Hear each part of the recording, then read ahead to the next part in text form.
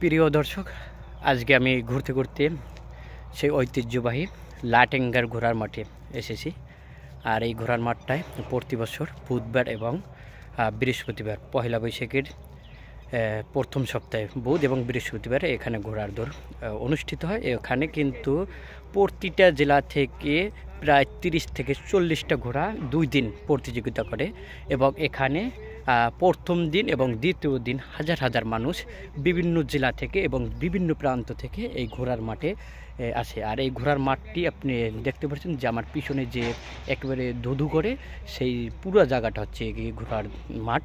এখানে মনে হয় তো 5 থেকে 6টা স্টেডিয়াম তৈরি করা যায়। এটা মূলত সরকারি জায়গা এবং এখানে এলাকার মানুষজনেই ভোগদখল করে এবং বিভিন্ন পশু পাখি গরু ছাগল ইত্যাদি এখানে লালন পালন করে।